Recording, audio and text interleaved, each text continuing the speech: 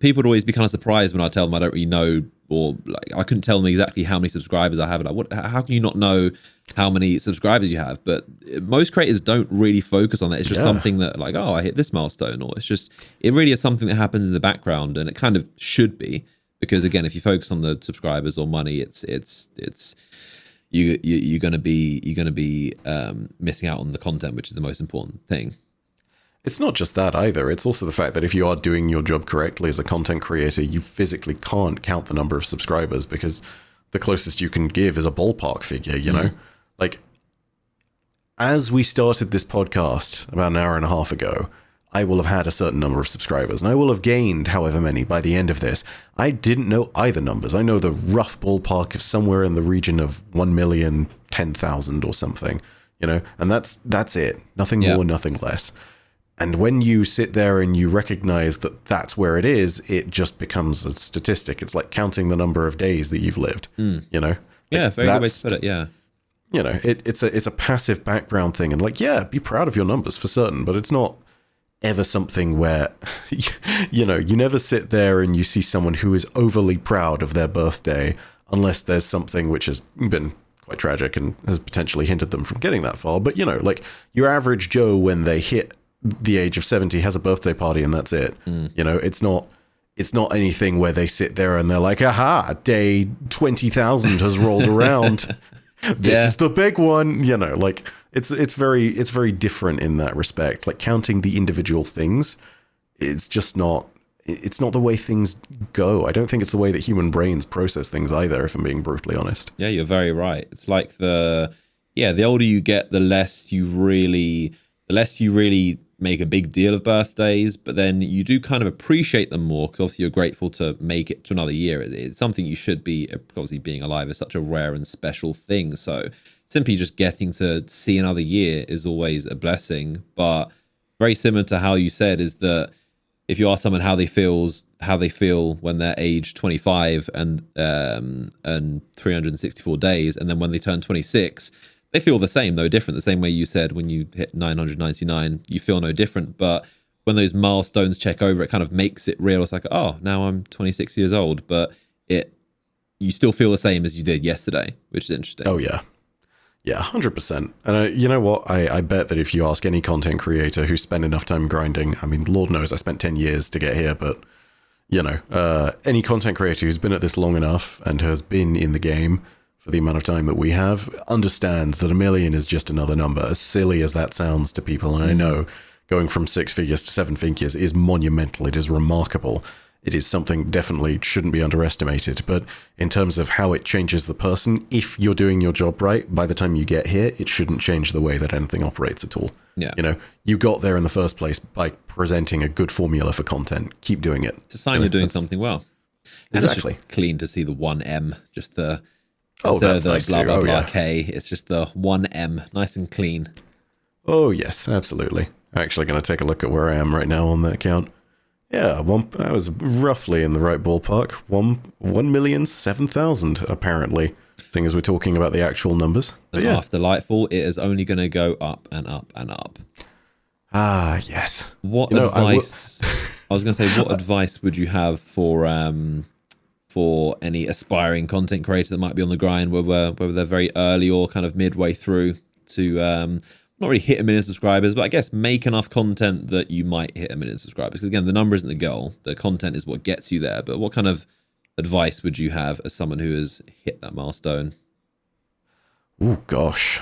There's a lot of very answers. Good question. There are a ton of potential answers to this. I know we've been talking a lot about ignore the numbers and just do the stuff, so I won't give you that advice, although that has been given to you for free.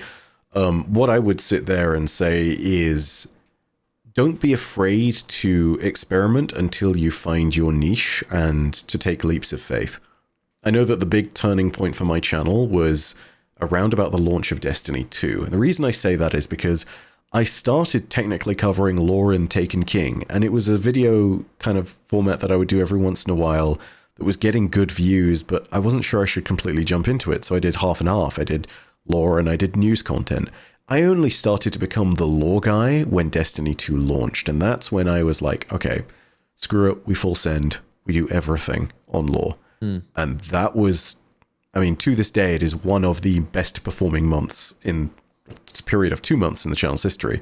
As far as the 2 month period goes, it is the best 2 months, in that space of, in that space of time from that transition, I gained 75,000 subscribers or so in the space of 2 months.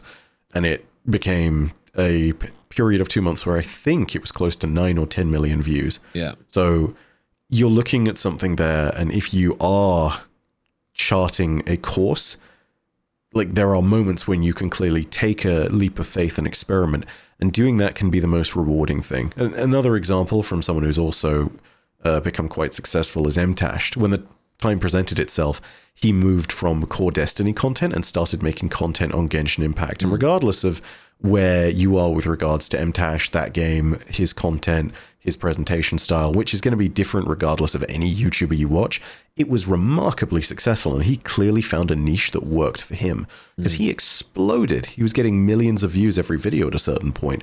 So, when it really comes down to it, that I think is the big thing that you've got to look out for, is a moment where you can experiment. And when that moment does come along, don't be afraid to make a leap of faith. It's if one video does badly, it's just one video. It's not the end of the universe. Absolutely. You can always come back and you can return to what worked for you before. But when you do have that chance, and when it does work out, assuming that it's something which can give you longevity and can continuously perform, go ahead and chase that thing. Make sure that you grab it by the horns and don't let go. Yeah. Because when you find your niche, and when you are that person, when people refer with you to that thing, that's where you can really not only carve out the place where you belong, but also you can start to affect real change, I think. Yeah. So find your niche is what I would say if you are looking to experiment and find those things. Yeah. And maybe we talked about how niches aren't great before, but even if you do end up becoming mainstream success, and that was the experiment that you took, cool, awesome. Like, I'm not here to tell you what is and isn't the right kind of content. I am here to tell you that a leap of faith is a good idea when the opportunity presents itself. Yeah. Simple as that. Very good advice. Yeah, it's a case of experimenting enough to find something to find out what you enjoy. The same thing you should do with life. Try out as many things as possible to know what you like. And then once you do, don't be afraid to, as you said, take that leap of faith and double down. But then also be open-minded enough to know when is a good time to pivot, when is a good time to take a different leap of faith onto something else, and don't be so stuck on, I found a little bit of success doing this one thing. I'm kind of, I'm just going to stick with this and kind of go down with that ship. Like, I had a leap of faith with even covering Destiny. Like, I covered COD to begin with and had pretty decent success with that, and GTA 5 as well. And then I took a pretty big hit in views to cover Destiny, simply because I enjoyed it. Like, I could have stuck with COD and got more views, and if I wanted money, if I wanted subscribers, I would have just stuck riding out COD and GTA, which are two of the biggest games in the world. But Destiny was a much smaller game, but I simply enjoyed playing it more, and I enjoyed the content. So don't be afraid to take a hit in views if it's something that you're more passionate about, because long term it might work out. And then over time, my Destiny videos were far more successful than I ever was with COD and GTA. So just being able to recognize when something might be a step, take a step back to take multiple steps forward. Something might be in the short term a little bit different, but eventually you never know where things will go. So trying enough things to know to find that niche and know what works, and then also being open-minded enough to know when to take that leap of faith.